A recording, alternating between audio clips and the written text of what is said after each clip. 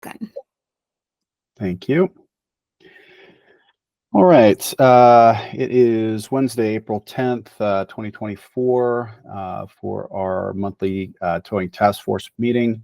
We'll go ahead and start with the roll call. We'll start with John Connolly.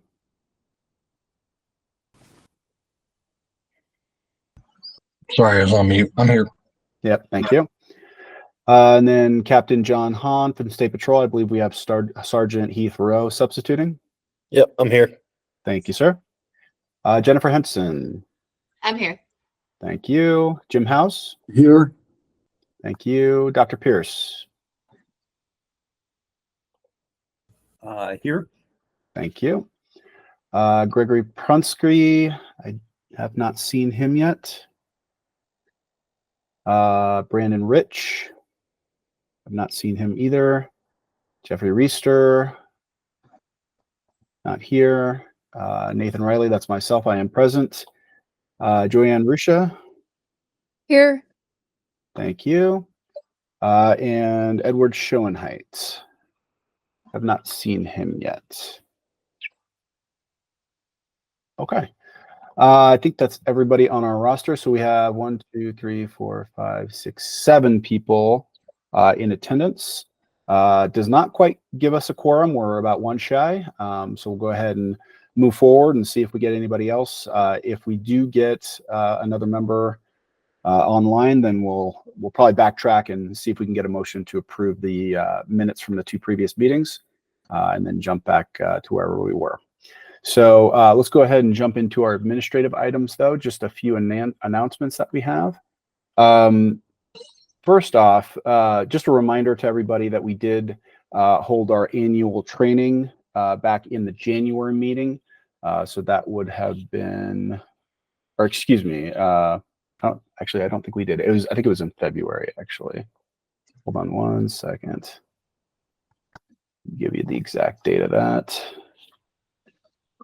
So that would have been on February 28th, excuse me.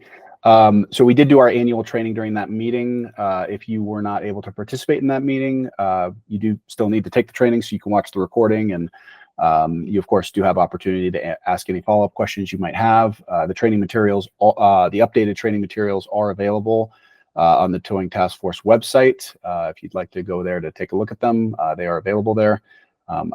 Yeah, I believe we updated that for this year. Yes, we did. So you can go there and see the presentation and go through it all. If you have any follow-up questions or anything, you can always let us know. If you participated in that February 28th meeting or have since viewed the recording and participated in the training that way, you do need to fill out the affidavit for that and submit it to us. You can send that to Hadija. I think she's gotten quite a few of them from the group already, but if you have not done that yet, just please be aware we do need to do that. We'll probably be following up with anybody who hasn't done it individually, but just sending the messages out there that if you get an email from Hadija asking for that, if you could please go ahead and complete that affidavit and send it in. That's a department requirement. We appreciate it. Staying on that same topic, I know we talked a little bit recently on our or I think in our last meeting and maybe even the meeting before, there's also a department required OIT training.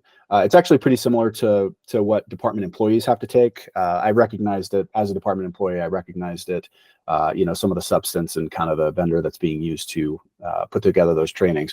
So it's pretty simple. I did it myself in addition to the stuff I already do for the department. It wasn't that hard. It took me maybe 20-30 minutes to complete. Wasn't too intrusive or anything. So mostly common sense stuff, but stuff you need to know all the same. So if everybody could please complete that if you have not done so yet. If you need a link or something, maybe you didn't see it, just let us know, let Hadija know, and we can probably get you a link for that.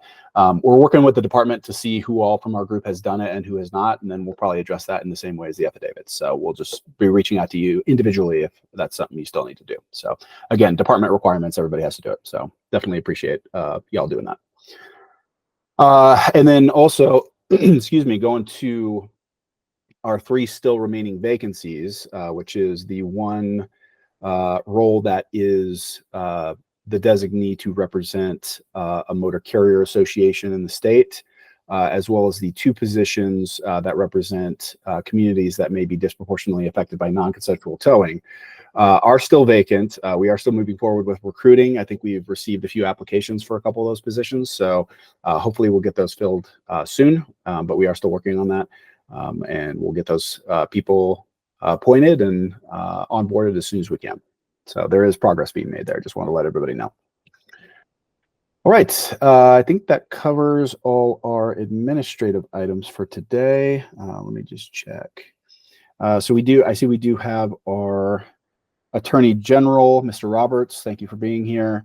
Hadija Abdurrahman is here as well from our PUC group. So she's helping with the administrative aspect of the Towing Task Force. And I believe I also saw the Director of Copper, Brian Tobias, is also joining us again. Thank you all for being here. Appreciate it. All right. So I think that's all the administrative things. Let me just check our roster one more time. 1, 2, 3, 4, 5, 6, 7. Yeah, we're still 1 shy of a quorum. So we'll just kind of wait and see who else might trickle in today. Yeah, but I think that's about it. So I think we can go ahead and jump into our agenda item 4, which is just our open discussion. So pretty much whatever anybody wants to talk about. So anything on anybody's mind that you want to kick off the conversation, and then we can kind of just see where it goes. Dr. Pierce, go ahead. I did have a quick procedural question basically revisiting a question I asked 1 or 2 meetings ago, and that has to do with the current towing bill and its impact on our quorum issues. So that if the bill is passed, I believe it prohibits any members who gain income from towing from voting on any prices. And so that would affect our quorum. And so the question was whether or not those people who are disqualified then also lower the quorum number as well. Yeah, I do remember that discussion.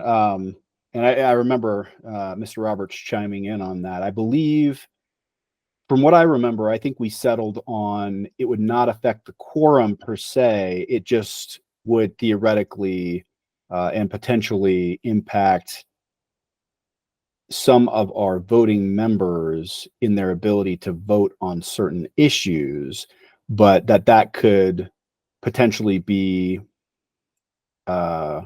met by a simple abstention. Is that what you remember, Mr. Roberts?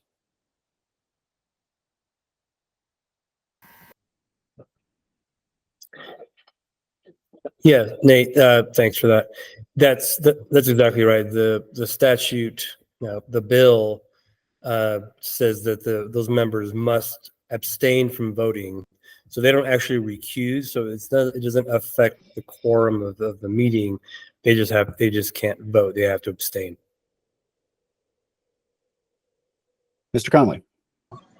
Yeah, the way the bill reads, a member does not have a conflict of interest if the member benefits merely from belonging to a class that is affected by the rate setting.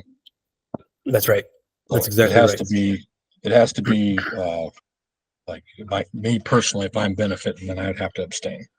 That's exactly right. Thank you for that. Any response to that, Mr. Pierce? Or Dr. Pierce, sorry. Yeah, well, there was still a worry that I had, because if there's abstaining, then effectively the remaining members have to be not just a majority of the remaining members, but rather we would still need to get a majority per the quorum. So example would be if we have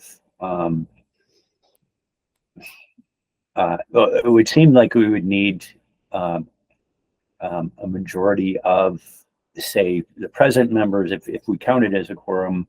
My sense is that we would need not three votes, but we would need 4 votes of the current membership of 7.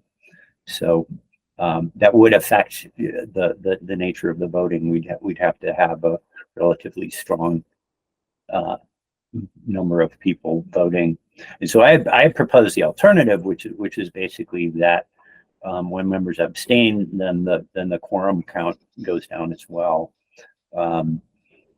So that was one. And also in response to Mr. Connolly, I'm still actually confused here about merely being a member of a class that benefits versus directly receiving a benefit, because the two do not seem to be distinguished to me.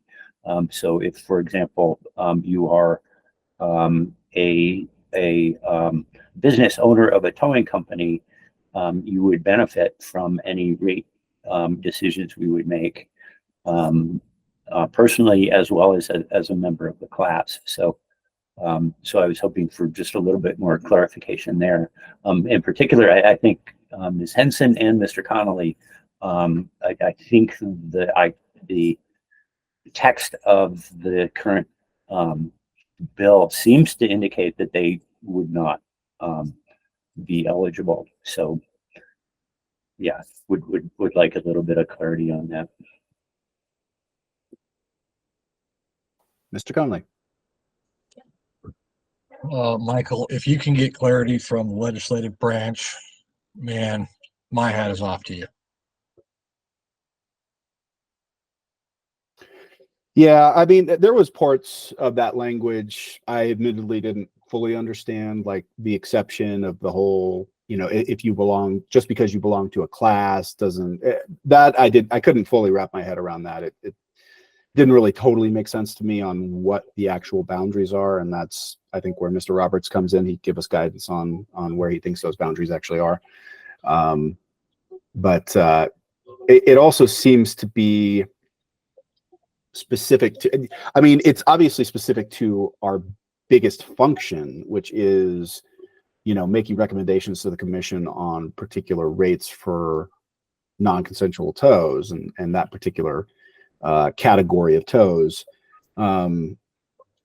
But I mean, I don't know if that means it's essentially just relegated to the very final recommendation that we're going to issue. Like when we issued that report back in November of 2022, we essentially all went through that report together, and some of us had drafted different sections of it, and so we went through it as a group with most of the members, and we essentially went portion by portion all the way through the report, and we kind of made certain people made some concessions in certain areas, and some people wanted language added, which we added in, or maybe we added a modified version of what the person wanted. And so we kind of compromised our way through that entire report, but then at the very end we voted to approve that report. So I mean, I guess it would help to have some clarity on what again, if the bill gets passed in its current iteration where that language is present, where those boundaries are, and if every single little decision that we make ties into that overall link to what the statute addresses in regards to who may need to abstain and not. Yeah, Mr. Roberts.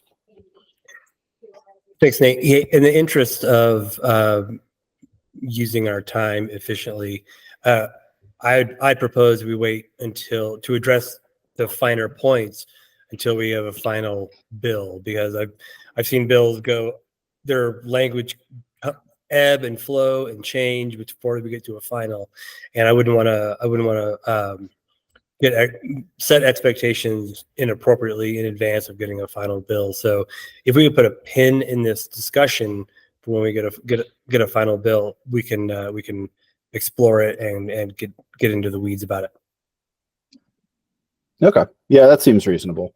And I know it's on people's minds because, it's a bill that does specifically reference our membership and what our expectations are. So I get why it's on people's minds, but no, I don't disagree, that nothing's final until it's final. So And that things do change frequently at the legislative level. So, you know, you never know, something's one way one week and different the next. So you never really know where it's going to go. So, okay. All right. Well, thank you for that discussion. All right. Anybody else having any thoughts? I know we spent some time in our last meeting talking about some of the mechanisms that the PUC uses for its annual inflation adjustment mechanism. I'm not sure if anybody had some additional time in between meetings to look at some of that stuff and see if there was anything that jumped out at anybody. I know we were kind of visiting some of those tools and exploring, you know, what something like that might look like by way of a recommendation to the commission to maybe shift the metric that's being used.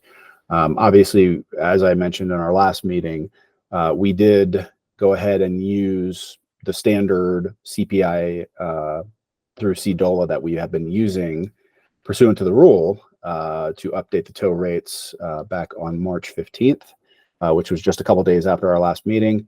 Those rates did take effect on March 15th. So the PUC updated those rates. The rate sheet has been updated. Alerts were sent out to all the towing carriers, letting them know that that had been updated. We've had a few people reach out and, you know, ask some questions as follow-up, but not too many. So we of course answer those questions when they come in, but yeah, I mean, that's still an issue that is on the table. I know we've also had previous discussions and previous meetings about, you know, certain types of rates, which I think does link into what we all are free to discuss and talk about. I think a lot, just having seen personally the different types of PUC rates evolve over time, the types of rates that can be charged hasn't really changed all that much since I've been at the PUC over a decade now. And at least in regards to the categories of fees that can be charged. So you have your basic, you know, hook fee, which is kind of your quote unquote all-inclusive charge that towing carriers can assess for the hook and transport of the vehicle from the private property to the storage facility.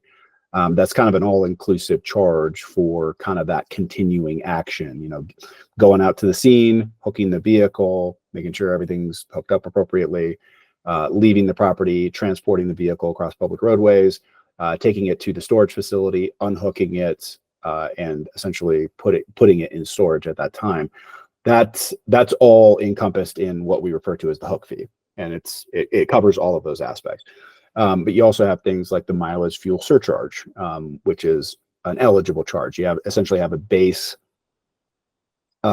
rate for mileage, and there are maximums that can be charged.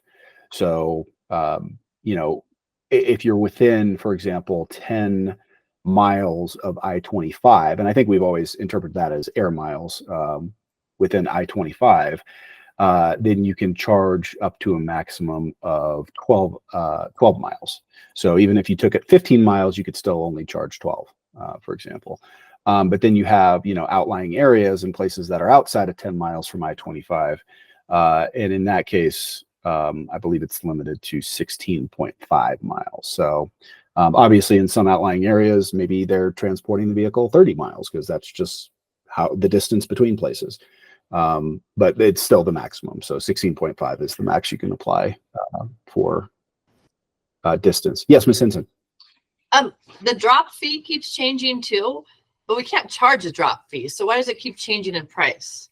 So the drop fee, you are correct that a drop fee can no longer be charged legally for residential private property impounds. However, there is no such restriction for commercial, so that's why that fee still exists. Okay. So it basically, if you were to go and start hooking a vehicle at an apartment complex, and you know someone runs out, no, that's my car, stop. Then yes, you'd have to stop, unhook the vehicle, release it to them at that location, no charge. Correct.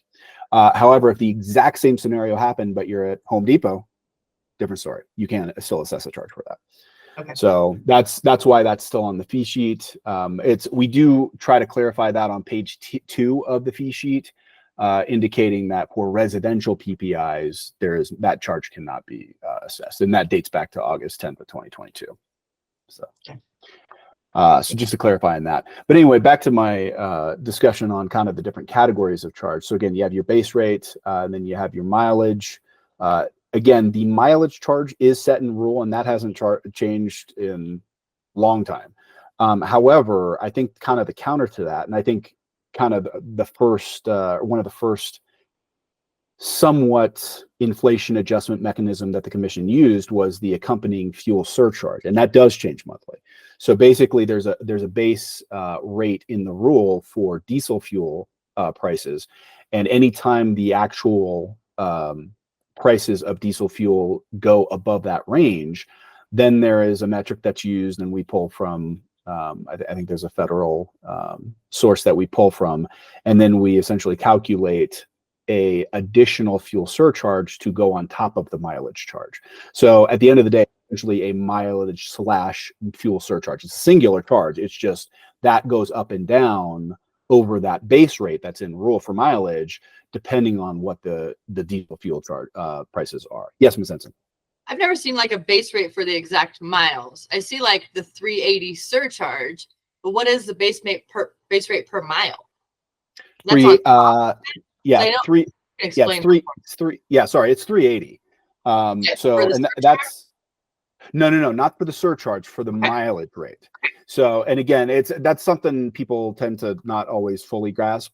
But yeah, Right. it's the mileage rate is always static, and it has been for a long time. I don't know that I've ever seen it change in all my years at the commission. No, right.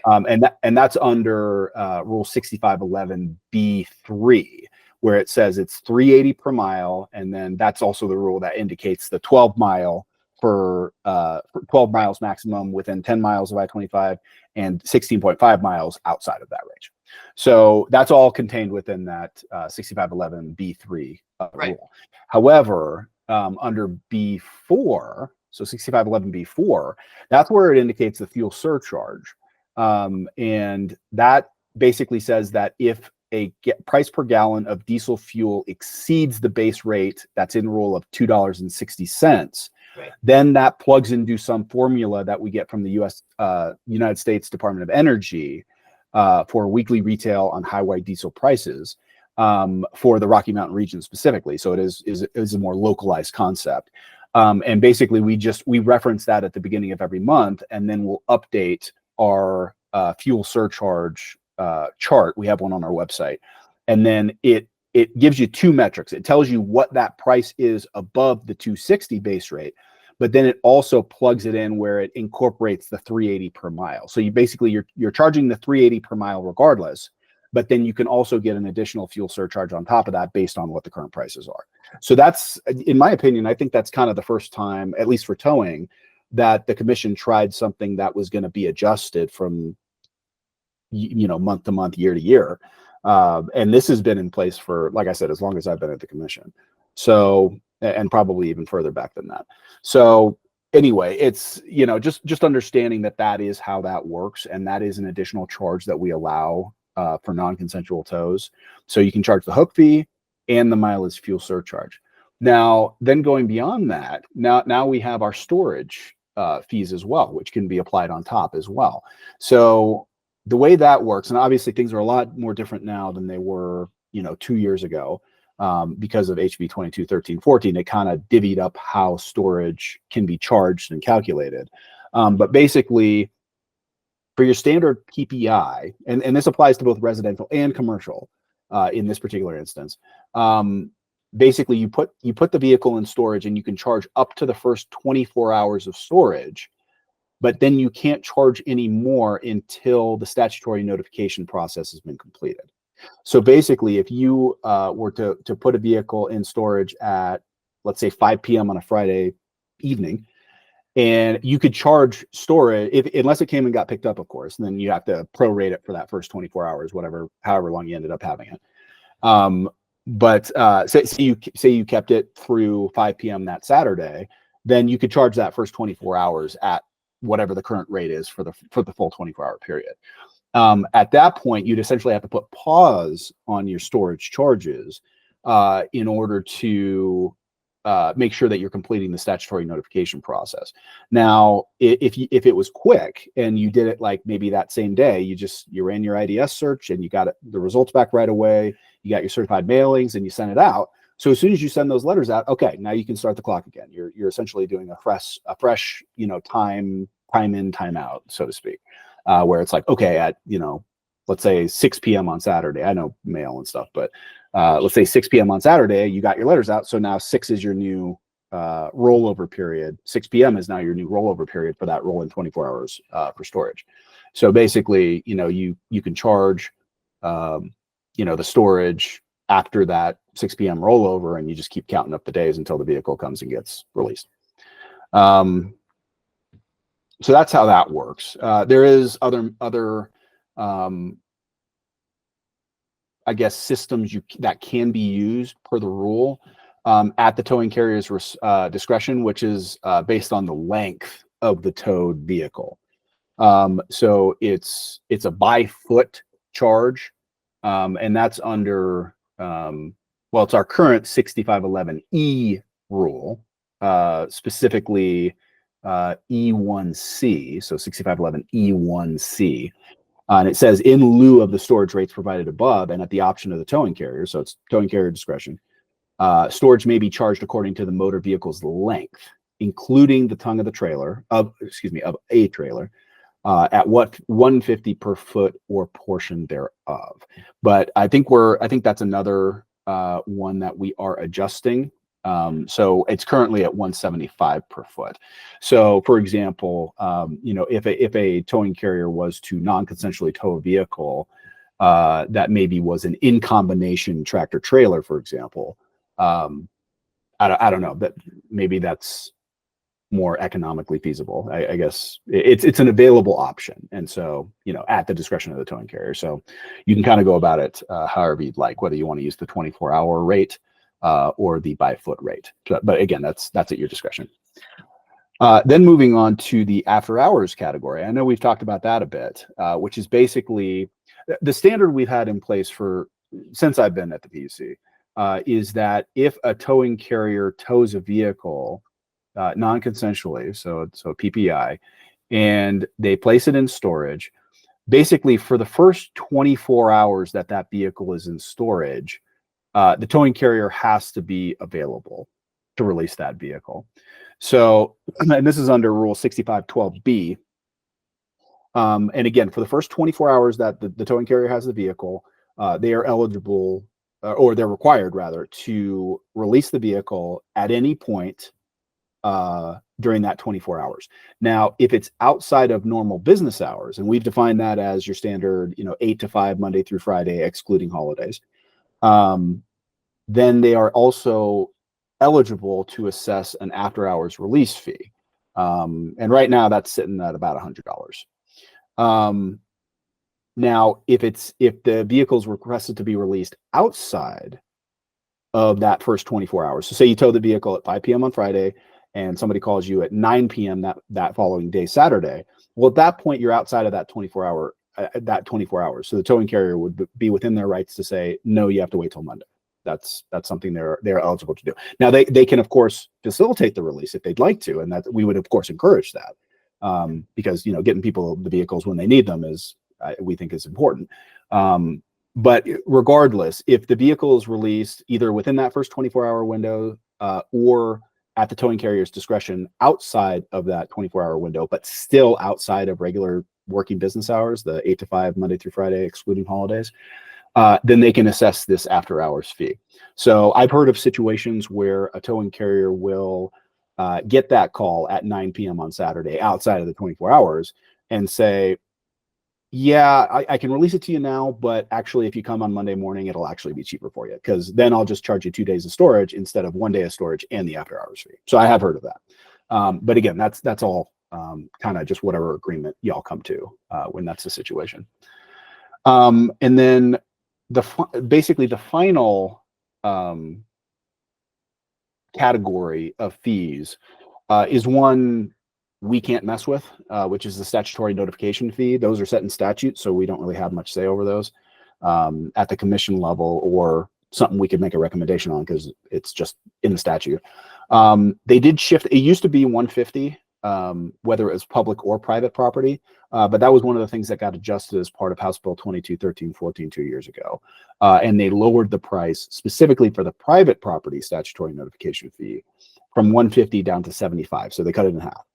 So again, those can't be adjusted unless the legislature decides they want to change it.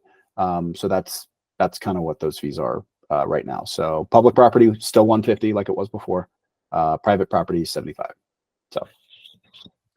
So anyway, I guess at this point, I just wanted to run through all that just so I guess to put out there that it's not just about the specific rates, but also maybe the categories of rates. Like if we as a group might want to see some adjustments there. So anyway, I just wanted to walk through all the things that are currently eligible, and also backtracking to, as Ms. Henson stated, the drop charge. That's another one where there is a fee for commercial only. It's one that historically we've allowed for both residential and commercial. And we do, there is something in the PUC rule that says that kind of defers to local ordinances as well. So the biggest one I can think of is Denver County.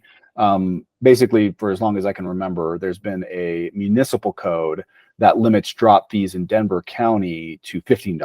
I haven't looked at it recently, so I don't know if it's changed recently, but that's been in place for a long time, many years. So we kind of deferred to that, and that's kind of how the rule's set up. Is it says, yeah, if there's a local municipal ordinance that requires something less than our set maximum rate, that's what you should be charging.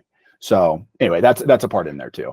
But yeah, the drop fee, I guess, is that last category that ties to a non-consensual tow, whereby if a towing carrier is in the process of towing a vehicle, but the vehicle itself, the towed vehicle, has not actually left the private property, has not hit a public roadway, then if an appropriate party comes out and requests release, the towing carrier is obligated to release it then and there. Now, again, prior to HB 2213-14, we allowed a drop fee regardless of where the vehicle is being towed from. But now, pursuant to the new statutory language, for a residential tow, they can't charge anything. However, there is still rates in place for the drop charge for commercial private property impounds. So if somebody was being towed from Wendy's or Home Depot or wherever. So yeah, there's that last category. Yeah, Ms. Henson. So just for that, like, what if the vehicle is non-operable and they want us to drop it? So if we have an apartment building and this vehicle has no tire on it, so it's being towed because it's inoperable, somebody comes running out of the building and says, drop my vehicle, but they're not allowed to have that vehicle there. What do we mean? We drop it, but then the apartment complex turns into, it's breaking their ordinance and the people can't move it because there's no tire on it. There's no wheel on the vehicle. And then it's kind of a weird situation. And we're not really sure what to do in that situation, because then we leave the apartment complex with a non-running vehicle. So it's breaking contract, but we can't take it because we have an affiliated party saying drop it. So it puts us in a really strange spot.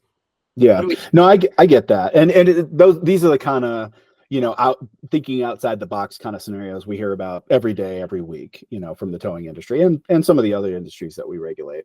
In that particular scenario, I'd say adhere to the standard and go ahead and drop the vehicle, but let them know, hey, even though I'm dropping it here, you have to fix the condition that I'm using for the basis of the tow. So whether that's, the vehicle being inoperable, not having a tire, having flat tire, being parked across two spaces, whatever the case is, they need to correct that, or else they're subject to tow immediately again.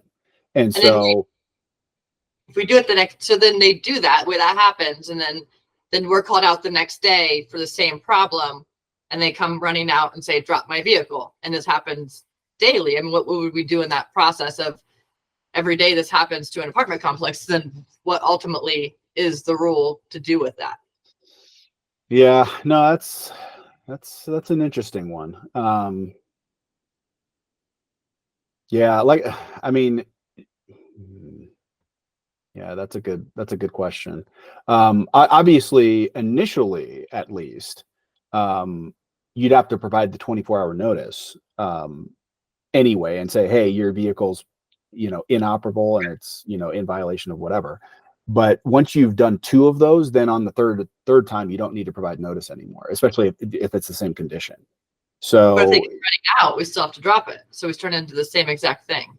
yeah, I'd hate to say it turns into like a cat and mouse game almost. It does. But yeah, no, I can see how that would be frustrating. I'm trying to think of a way where the rule wouldn't apply, and I'm not immediately thinking of any, just Right. because the rules say what they do. And the rules and the current regulations as they're set up, they don't account for every situation. They just don't. Right. It's impossible. Like, we've tried to amend so many of our rules over time to capture some of these unique scenarios, but you never capture all of them. Like, there's always certain things where it's one of these kind of odd, bizarre situations that the regulation just doesn't fully capture or contemplate in some cases. So yeah, those can be difficult. I recognize that. Does anybody else have any thoughts on some of these fee categories? And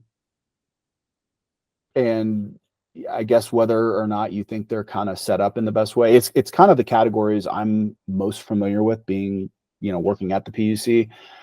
Again, I don't know that they've really changed much since I've been at the commission.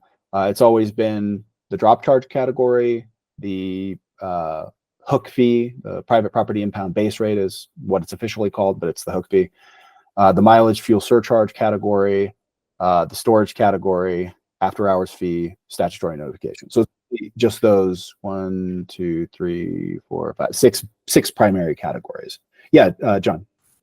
Yeah, that was changed in 2009. It used to be hook fees, dolly fees, winching fees, labor fees, and they got rid of all of that and just went to one fee fits all. The hook fee. Yeah. Yeah. Okay. I mean, do you think that's worked well since they changed? Well, yes and no. I mean, back then it was cheaper to just have a tow without dollies and without winching, and it cost more money to do dollies and winching. And PUC at that time did not want to have all the charges. They wanted a one Band-Aid fits all, and that's the Band-Aid we got.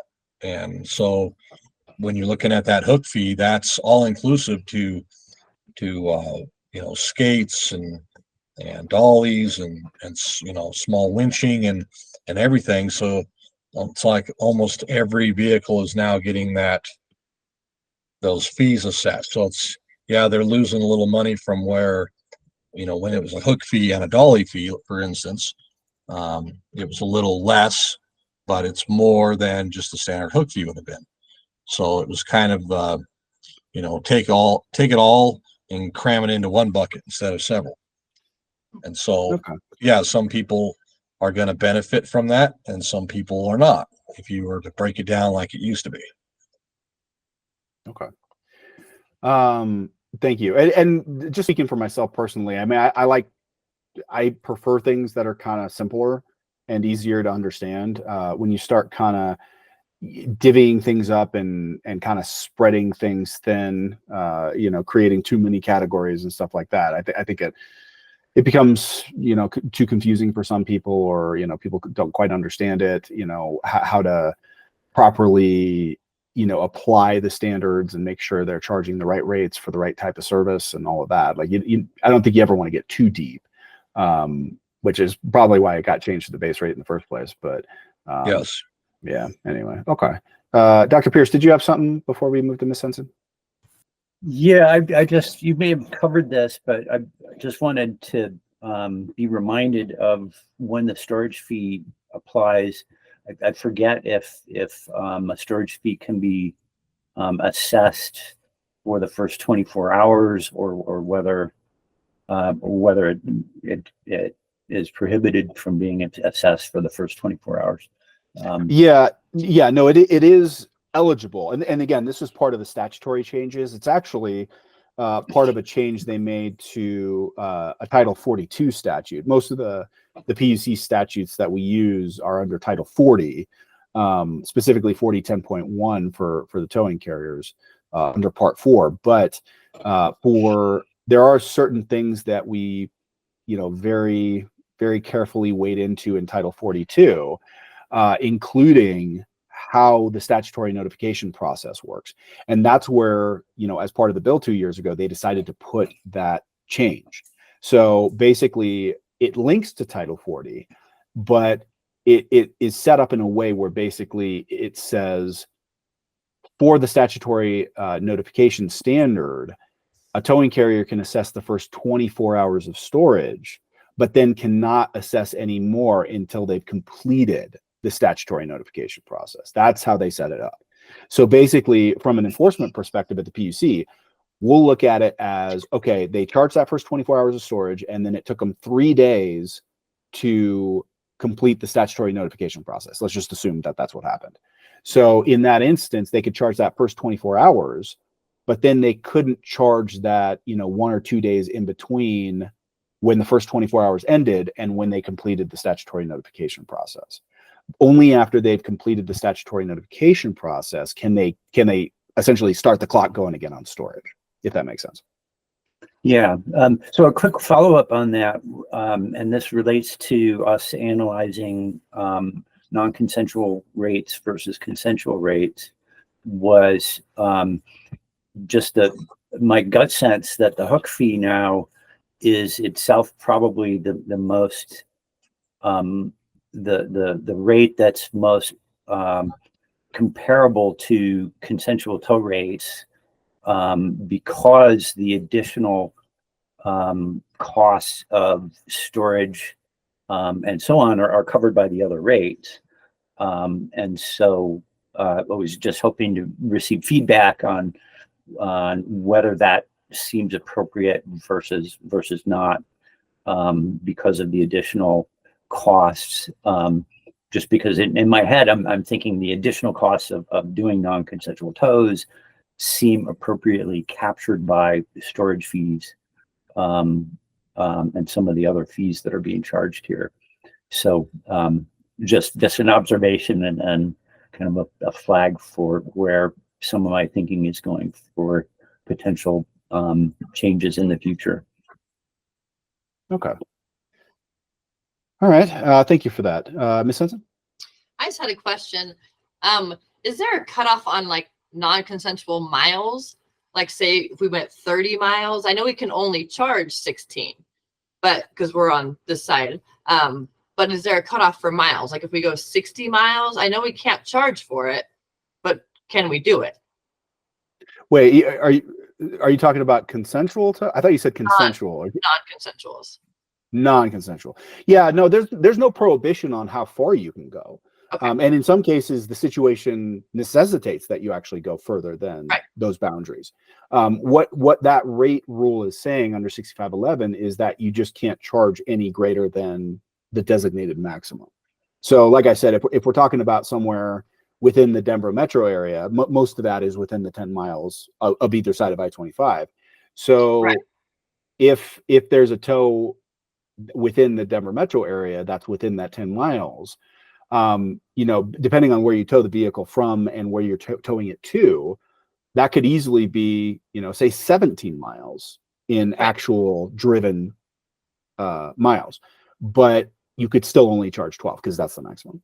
So, but there's nothing that precludes you from going that 17 miles because that's how far you have to go. Well, I'm just talking because we're the biggest city on the western slope, so we service a lot of small areas like Debec and Delta and Montrose. Right. So to get to that area, like just for an instance, we have Golden Gate gas stations. They are in Silk, Colorado. They're in Rifle. They're in Debec, and they're in Montrose and Delta. And we do all of their non-consensuals because it's a corporate situation and they want one company to do all their stuff. So sometimes we will go 50 miles to get to a non-consensual. We only charge the legal amount. We only charge the 16 loaded miles. And that's all we charge for miles. But we do go pretty far. And I just didn't know if there was a cutoff for length, even though we're charging what we're supposed to, but we do go quite a ways to get it. Sometimes we'll be headed back through that way. And so we'll grab it on our way. It's no big deal to us. I just wanted to make sure there was no cutoff on how far we could take the car, because the customer will have to come to us in a different city to pick up their vehicle, which sometimes is an inconvenience, but there is no other non-consensual companies on the western side. So nobody else can really do it. There's nobody in Montrose, there's nobody in Delta, there's nobody in Silt. So they all reach out to us. Yeah, I think we used to have something in rule that specified that you had to take a vehicle to like it was like the closest available storage facility. I don't know if we have that in rule anymore. It all Did we take that out? it all changed because, see, here was the problem: is we recognize that there's issues in the rural areas that you may have to, a tower is going to have to go 50 miles out, 50 miles back, and so trying to capture those costs and expenses on that tow carrier. Well, then you had the not so straight and narrow companies in the metro area were going up to like Boulder, the Springs, and then towing all the way back to Denver so that they could charge maximum mileage. So they would put their storage lots across the other side of town just so they could get the bills up. So when we went to the one price fits all, you got to remember that one price fits all is also supposed to help the rural areas cover their costs, from doing a 50-mile tow. If you look at a consent rate at a 50-mile tow and now do that same thing with the non-consent rate. Right. And then you can see how the comparable is, right? But here again, when PUC wants a one Band-Aid fits all, now you see the loopholes that it causes. It's going to empower the shorter distance tower. It's going to hurt the longer distance tower. Right. There's no way to make a one Band-Aid fits all in the towing industry and cover everything, because there's too much. When you're talking dollies and winching and skates and all these different things that you got to do and different techniques and different qualifications and then one price. That's like tailing a plumber. It's one price whether he fixes your toilet or if he rips out your entire sewer system, he has to charge one price. And that's kind of what the towing industry happened. That's back in 2009. So that's created a lot of this problem that we're in. Okay. And to clarify, when you're talking the storage, you're talking simply from residential PPI, you're talking commercial PPI, or you're talking law enforcement? Because under my understanding, all the storage rules are different within those three categories. Yeah, well, they are now. And that was probably one of the biggest difficulties from the bill 2 years ago, is trying to set up the new storage criteria in a way that was congruent with what they changed within the statute.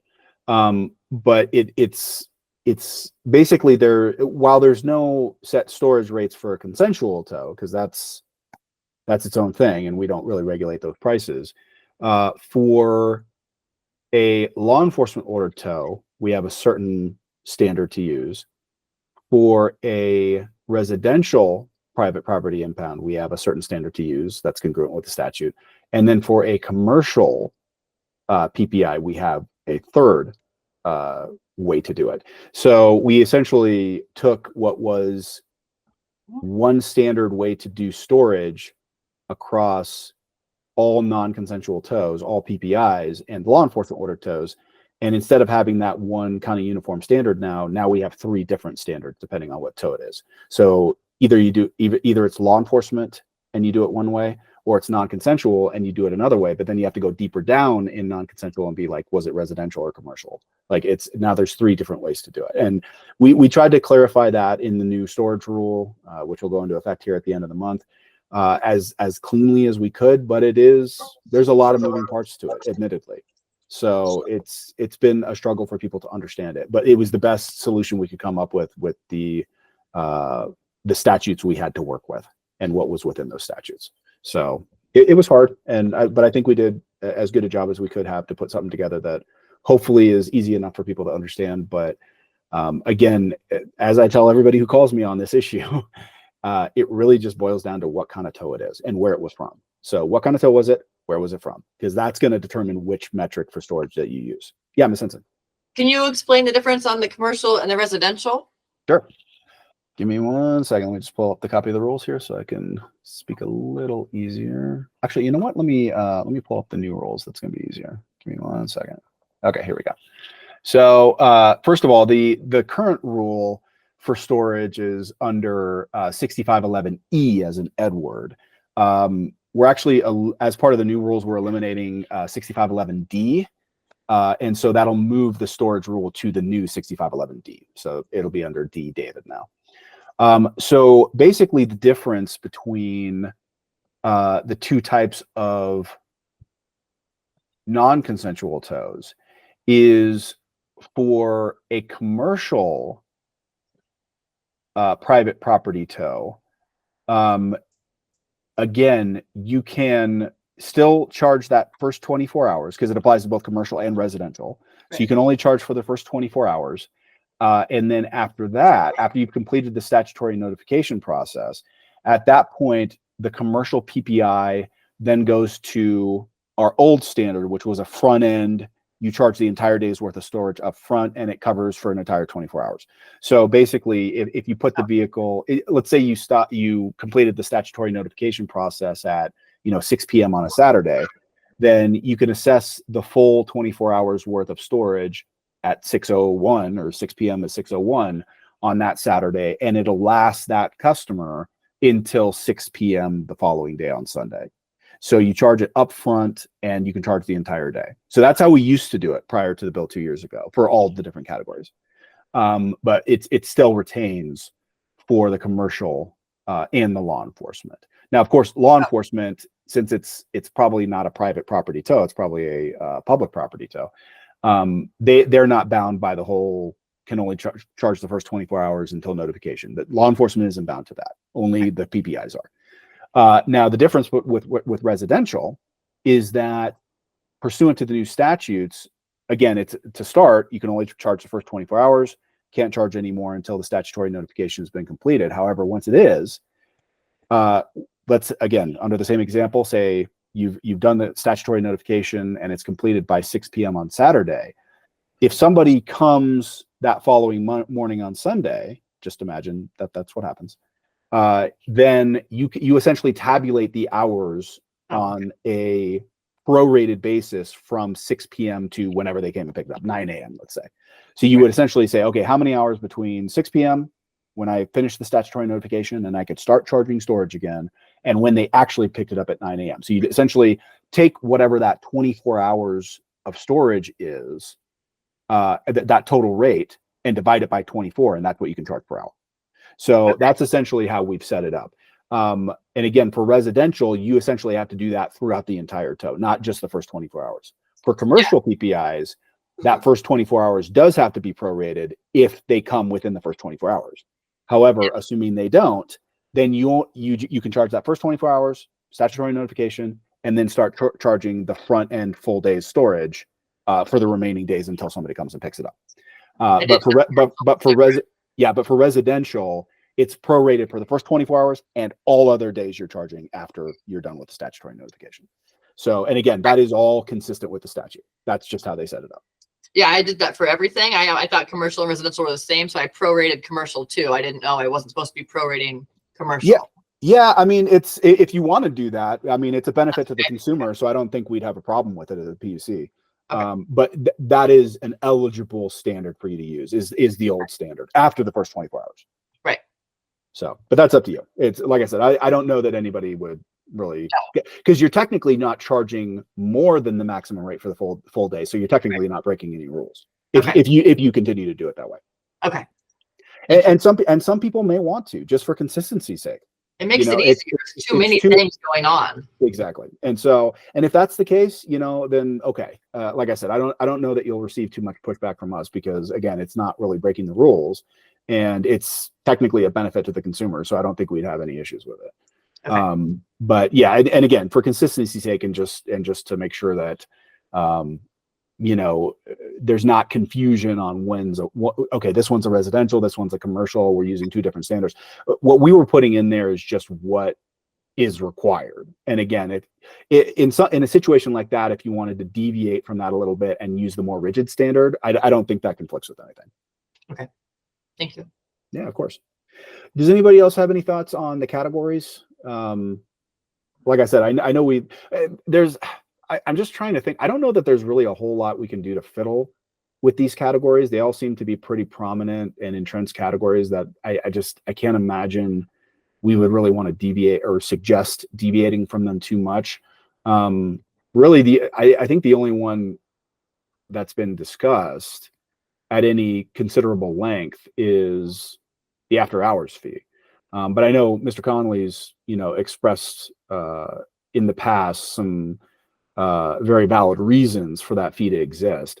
I would also mention that, just as part of my out-of-state research, for my PUC responsibilities, there in discussing some of these rates with other states, that was the one rate that I discussed with them that they were a little there was another state, I forget which one it was, and they were a little surprised that we allow that. But I mean, again, it's something we can certainly talk about if anybody wants to talk about that. So, all right. Well, let's see. I think we're still 2, 5, 6, 7. Yeah, I think we're still one short of quorum, unfortunately. We were one short last month too. I would like to get those minutes approved for the last 2 meetings. But anyway, all right. Well, yeah. Anybody else have any ideas you want to throw out there and discuss? That's kind of was my thoughts coming into this meeting, is kind of going over the different categories of rates. Because we could talk about the individual prices and rates in all of these categories, but I guess I'd never really thought about the idea of discussing the categories themselves, and if everyone is still appropriate to keep in rule. So that I was just kind of throwing it out as a maybe for a discussion point. But I do think it kind of helps people understand the different layers to a non-consensual tow and what the PUC allows, not just the rates themselves, but the different categories of rates that we allow. So, but anyway, if anybody else wants to jump in on that, I'm sure everybody would enjoy the conversation. Yeah, Ms. Risha. Hi, thanks, Mr. Riley. This might be on the PUC website, but with all the changes in the last couple of years, is there like a cheat sheet now, or one that we could make that's like bullets that's just, with the rates that says like, this is in statute and this is what it is, or this is, you know what I mean? Do we have any, I thought I heard you say that there were some rates that were in statute and specified and we could not change. Anyway, Yeah. I feel like I know this stuff pretty well 18 months in. But even I am finding myself confused or Googling for a quick check to make sure I remembered correctly. I don't know if that'd benefit other members of the committee, but it would at least benefit me. Yeah, back to your original question. So in regards to, actual set in statute rates, because in some cases the rates are set in rule, and then obviously we have the inflation adjustment mechanism that we're using that kind of works along with that. But yeah, no, the only rates I can think of that are actually set in statute are the statutory notification rates. So like I said earlier, I don't know that we really have any grounds to I suppose we could suggest that they change, but it's not really for the commission to decide.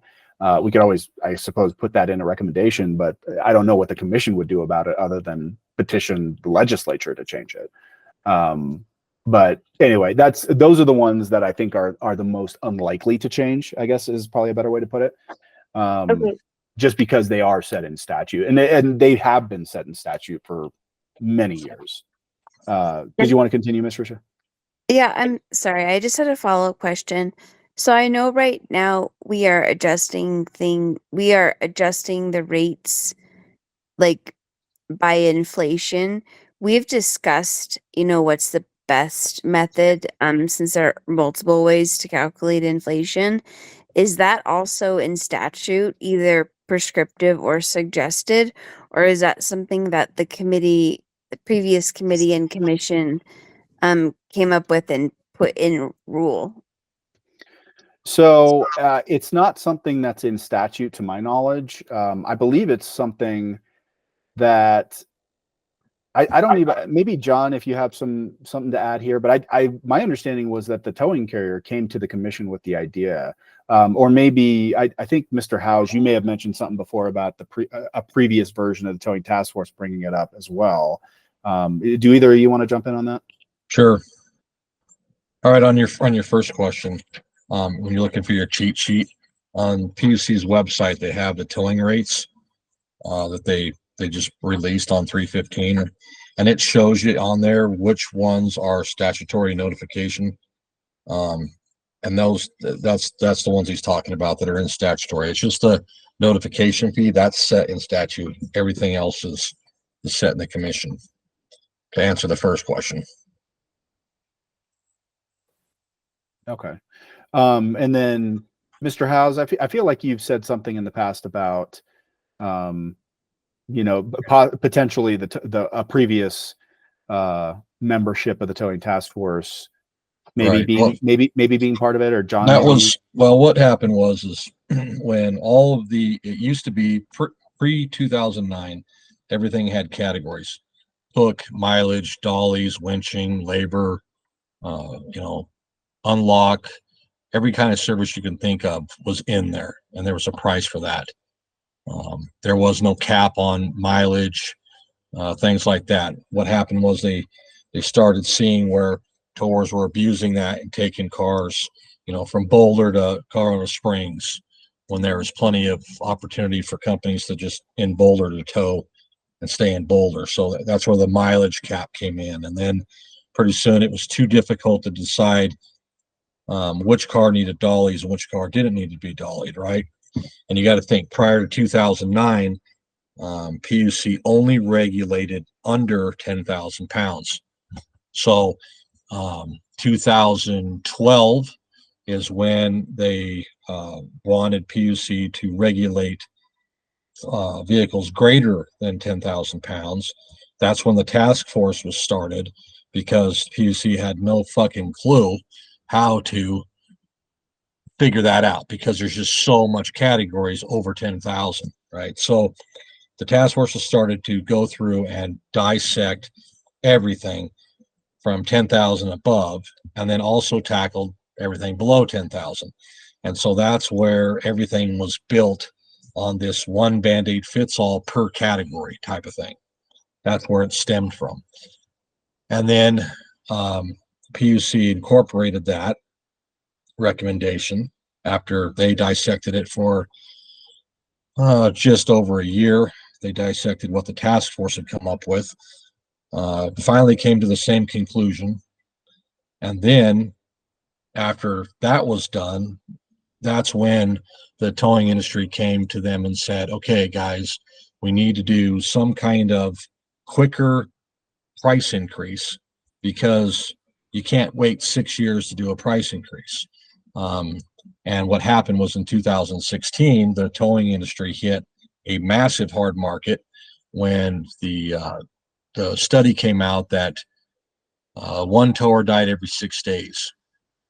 And as soon as they came out with one tower is killed every 6 days in action, and not wounded, killed, insurance rates went 300%, right? So trying to get PUC to increase rates on a whim of every 4 to 6 years wasn't enough. So there needed to be some mechanism that was quicker, faster, stayed up with the times, and kind of moved with inflation as it went throughout the years. And that's when the commission came up with the price index. The price index has now been in effect for 2 years now. So we've had 2 increases on that. And it seems to be following the trend. If you go back from the prices of 2009 to now, it seems to be falling inflation a little bit on the low side, but it's working. Does that help answer some of the questions?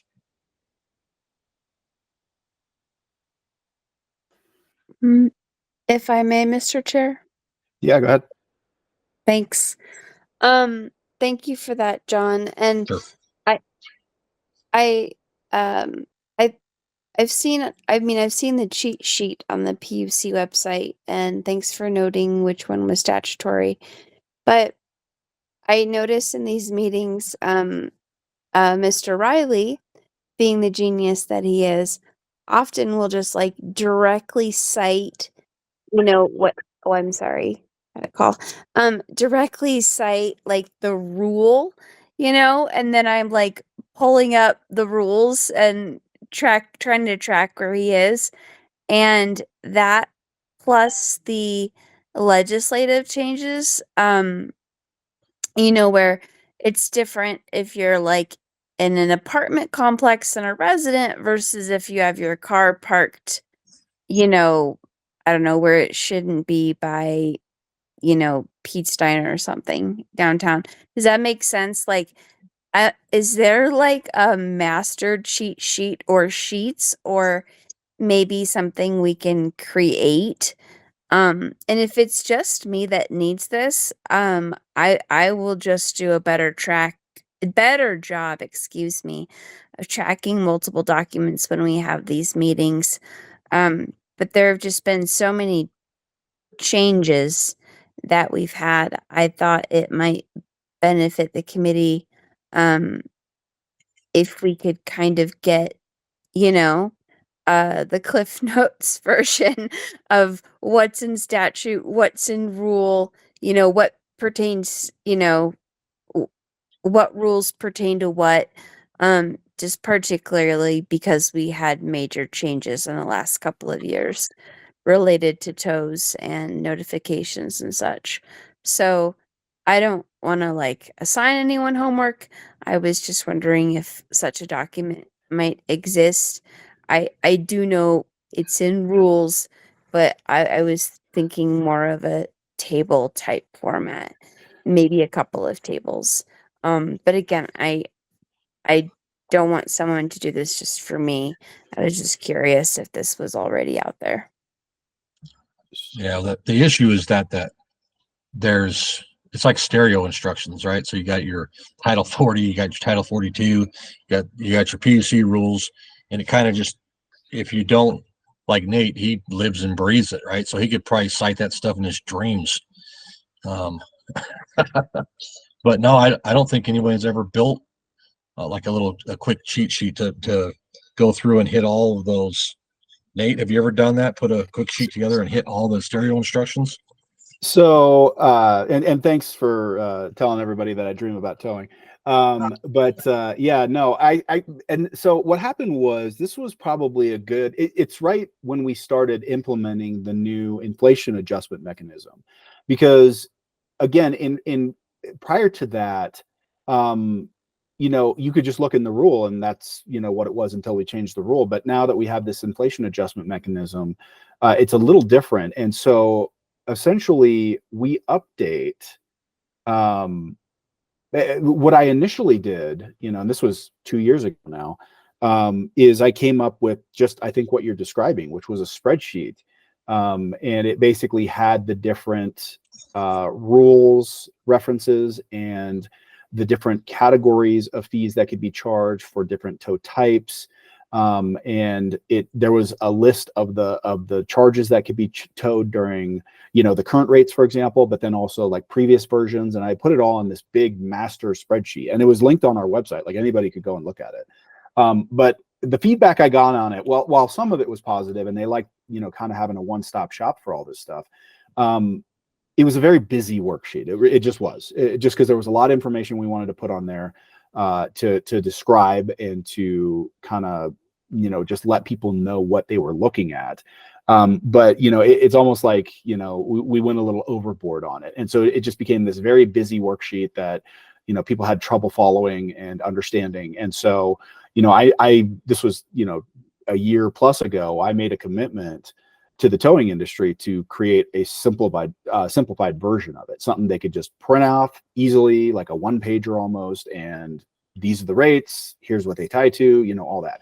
So I did do that. And we've actually been doing that for the last year or plus or so.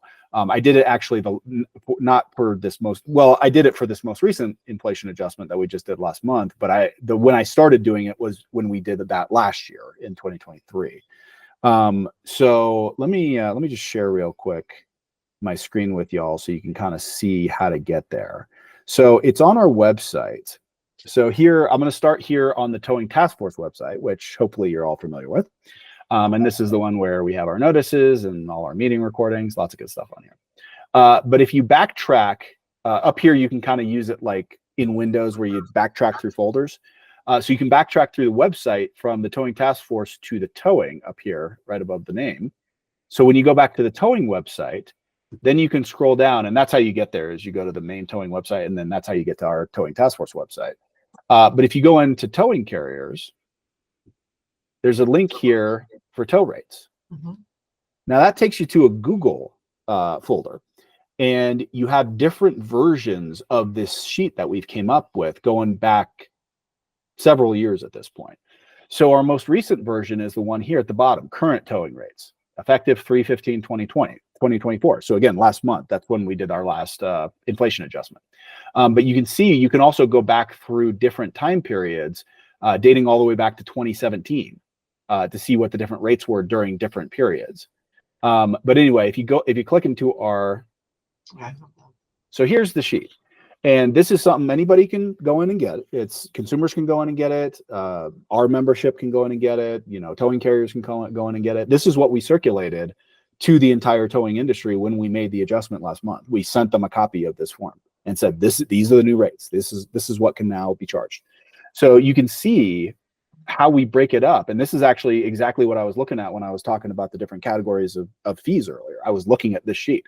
So you got your drop charges here. Again, it's broken out by how large the vehicle is. You know, we tried to make it as simple as possible because again, that was the feedback I got on the spreadsheet was it was too busy. So I tried to make it simple.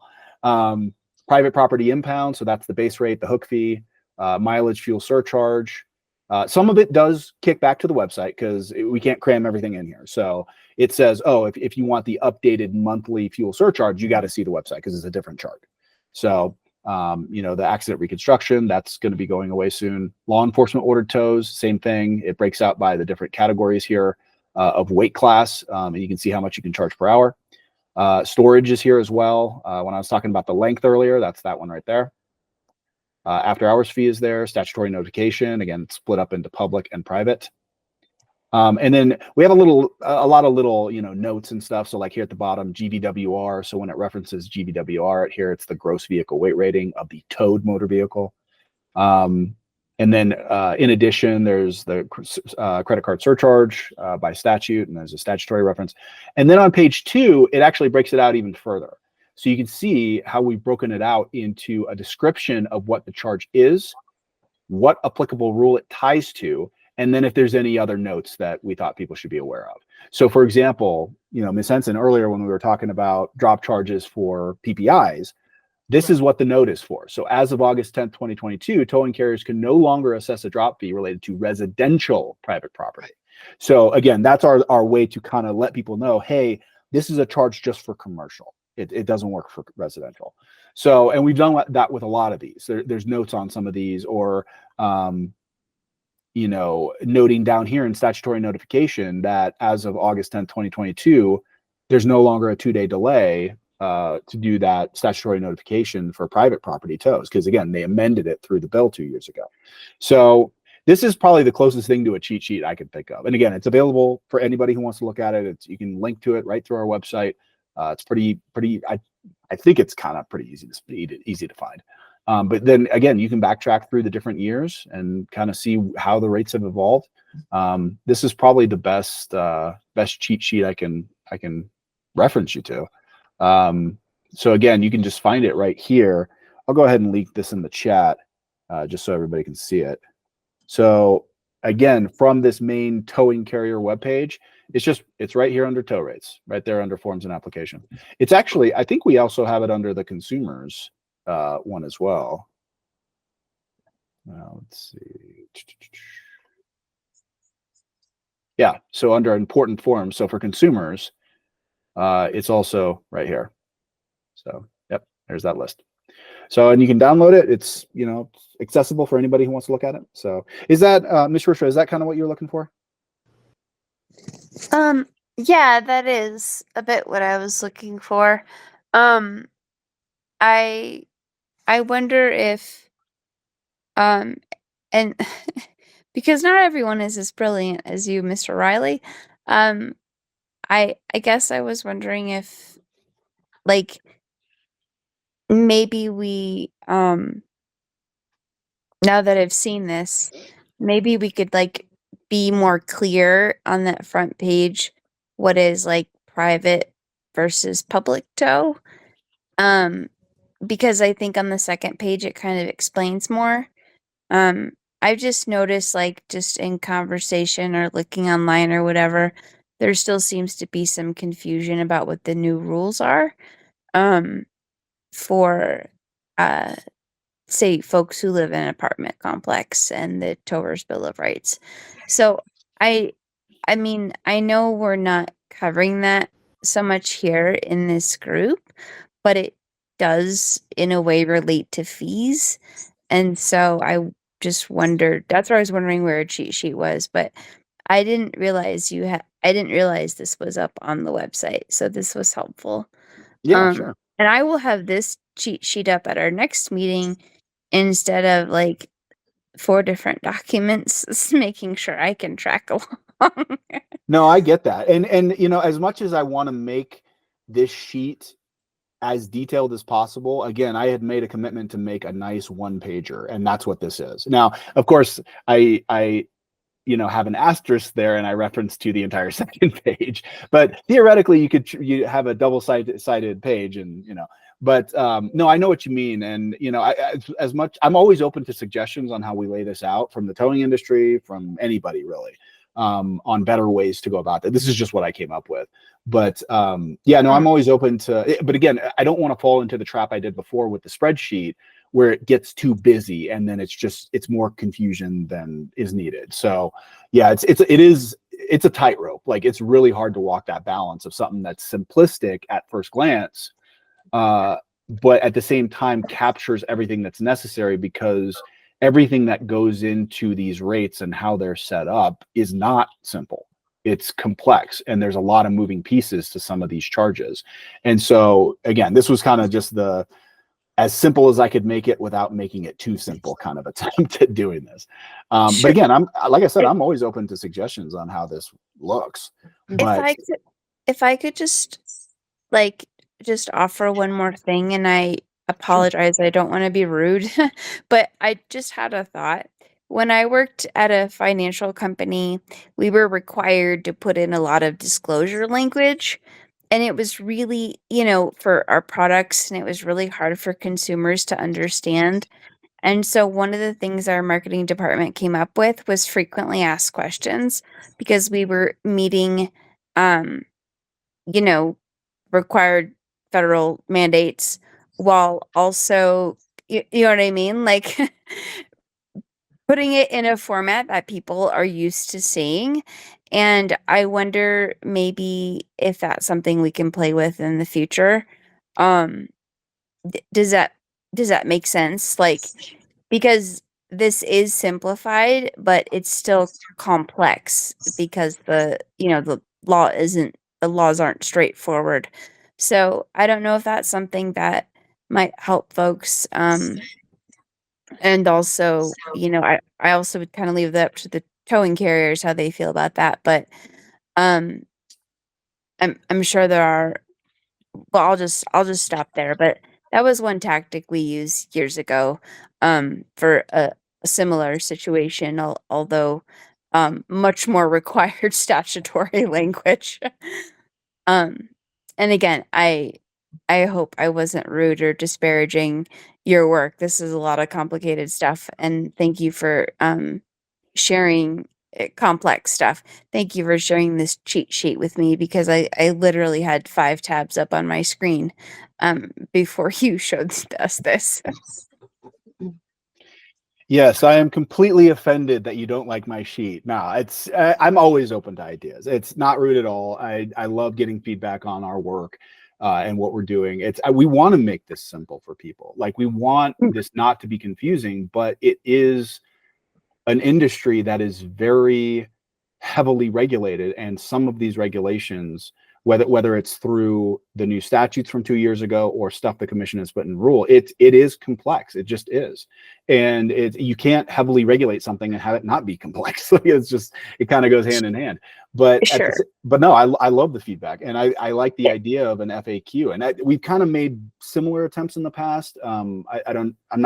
I can't think of one to point to specifically that I think worked very well, but you have to ask you have to have the right questions on there to capture, the stuff that people really want to know and hear about. So again, I take feedback from whoever wants to give it to me. And if it's like, oh, this is a question I'm hearing a lot, in my circles, great. I'd love to know what that is, what that question is, and what people are most confused by.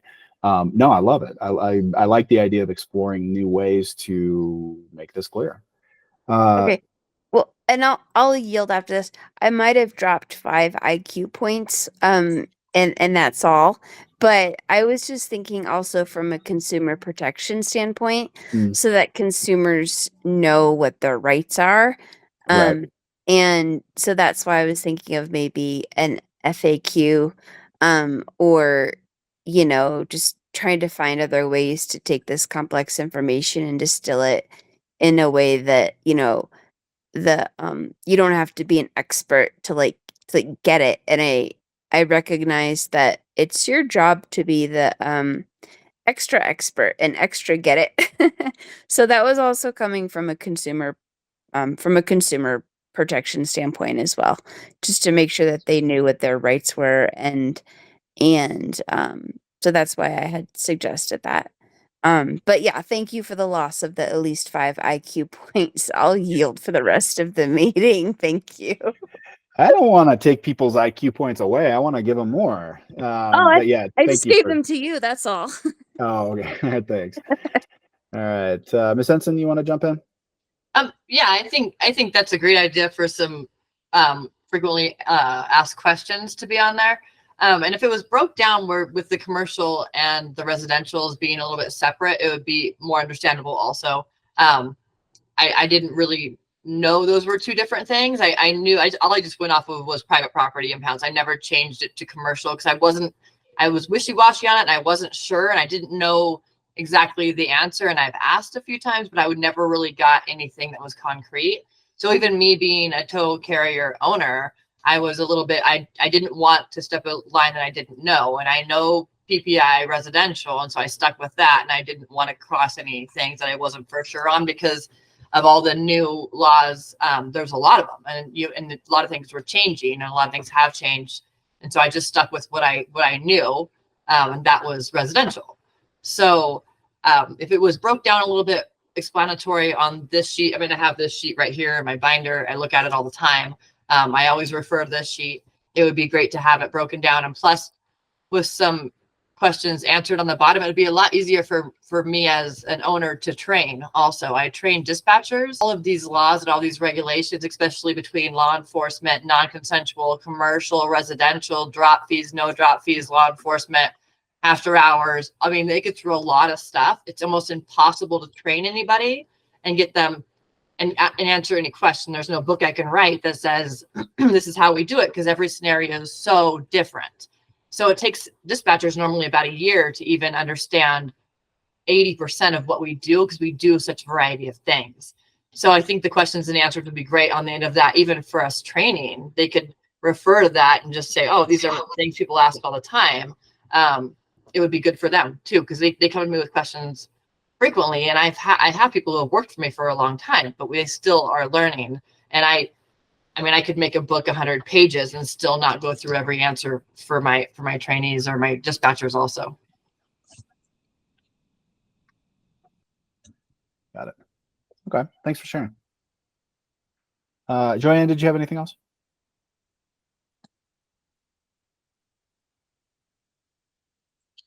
She Oh, said he should no. hop off early. Sorry.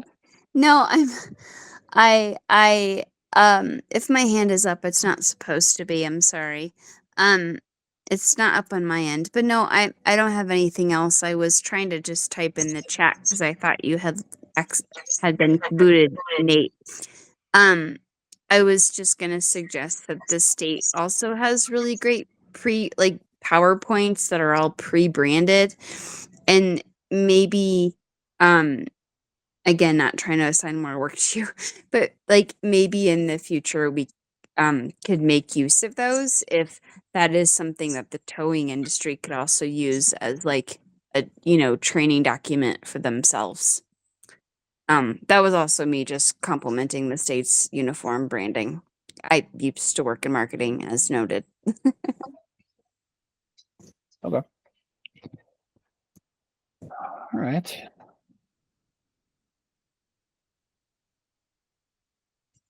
Well, yeah, everybody can go in and again find that sheet. Some of you probably already have it or have already seen it. But again, when we were talking about the different categories of rates, that's what I was looking at, was that sheet.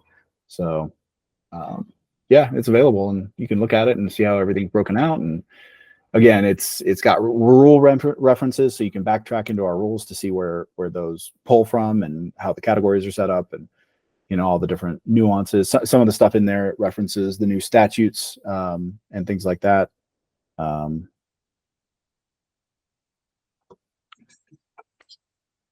So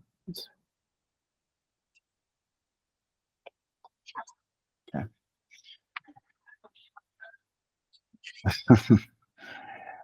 Wow.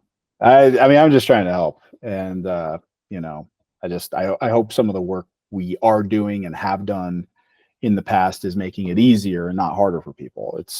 That's always my big thing, is I just want to make sure that people are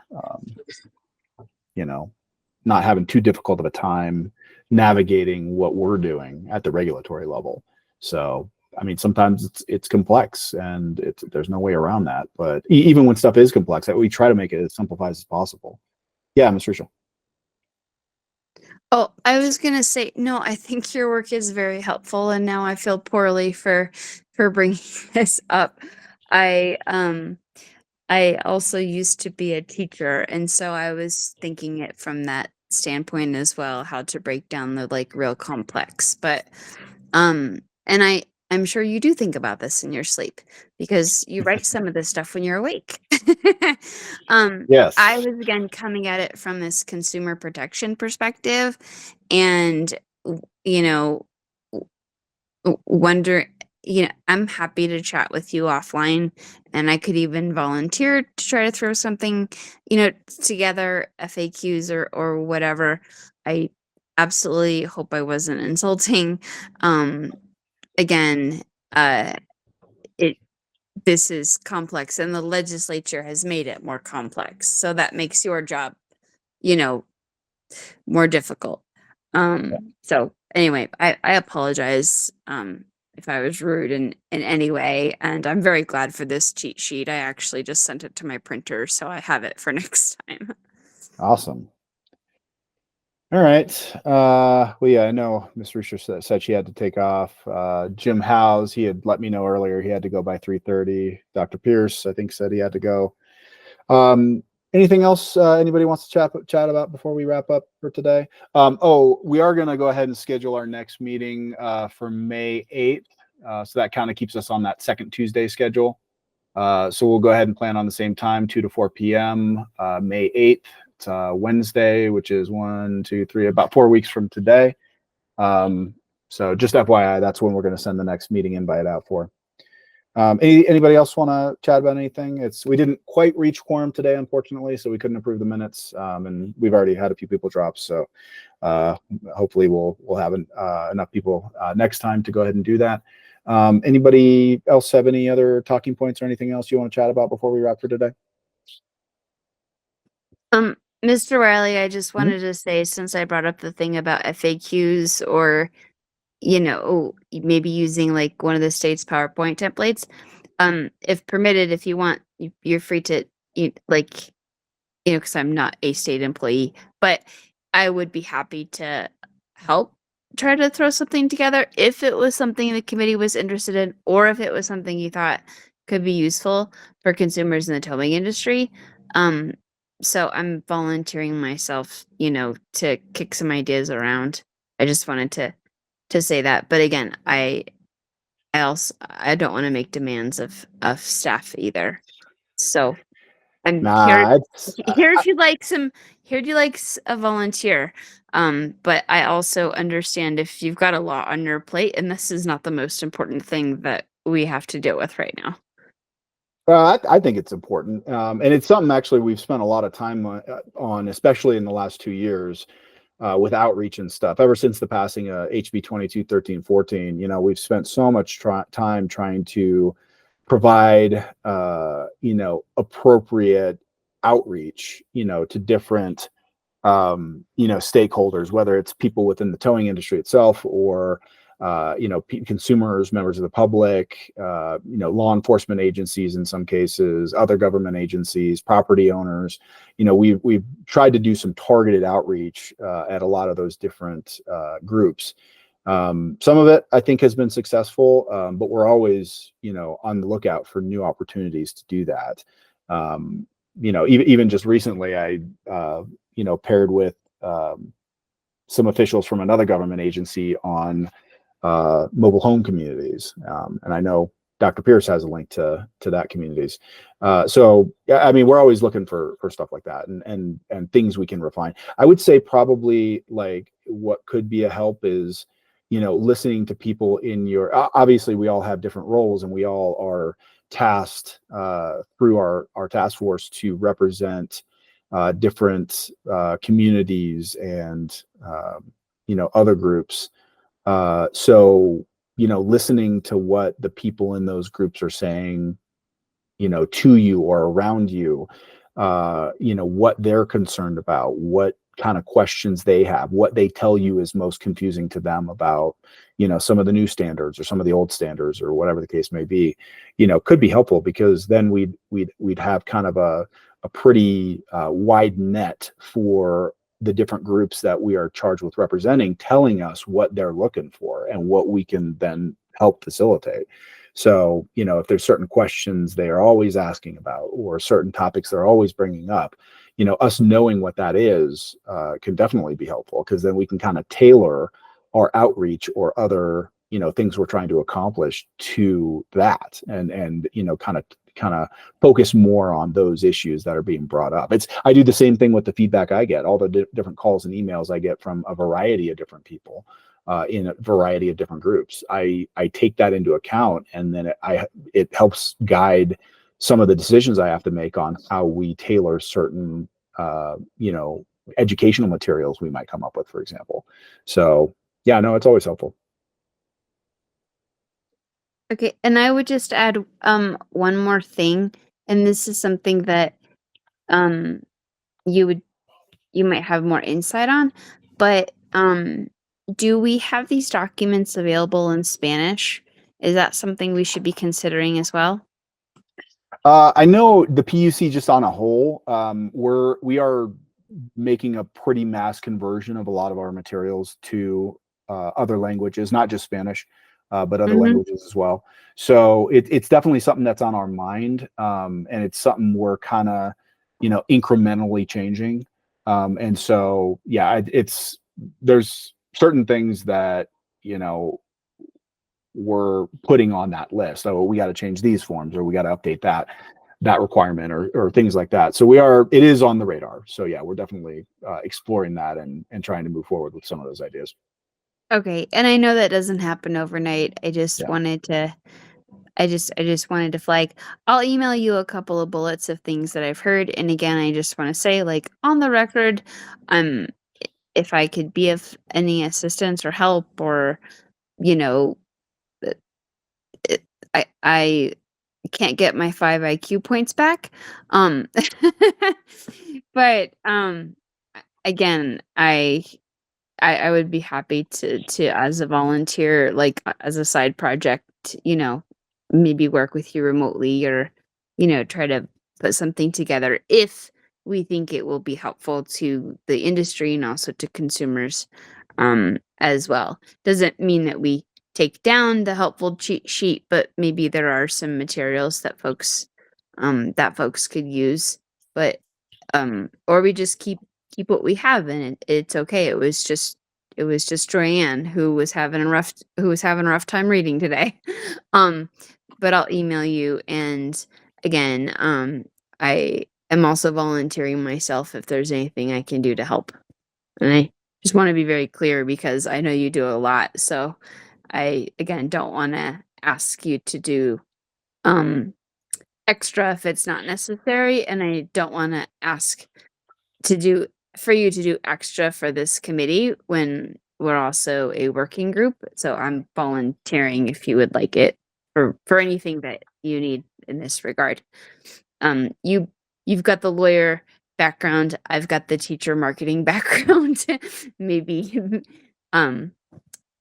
maybe I can be more useful to this task force that way as well. Well, I wish I had a lawyer background. I don't actually. I did work for the Supreme Court for 6 years, but I wasn't a lawyer there. Fooled us.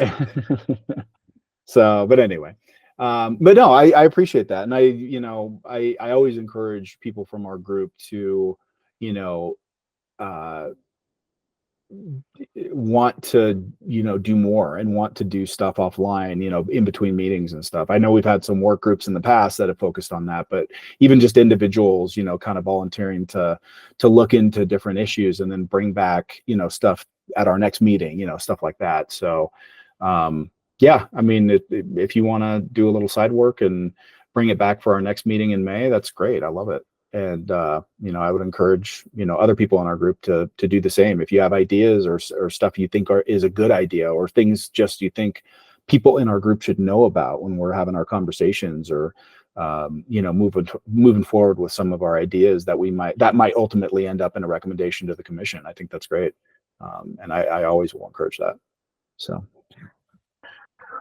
Well, thanks everybody. It's about coming up on 3:45. Yeah, I think people are starting to kind of hop off. I know some people had some other things to get to, other meetings and stuff that they had to go to. So we can go ahead and wrap up for today. Like I said, our next meeting is scheduled for May 8th, 2 to 4 p.m. regular time. So you should expect a meeting invite here probably before the end of the week. So go ahead and mark your calendars for that. And also, like I said, we'll be reaching out to some people individually on, the affidavits for the annual training and the OIT trainings as well, for when we figure out exactly who still needs to do that. We'll just be reaching out to you individually. So keep an eye out for those emails from Hadija. Other than that, I think that's probably all we're going to get to today. So we'll go ahead and adjourn. It is 3:43 p.m. I hope everybody has a great rest of your month, and we'll see you in May. Thanks, everybody.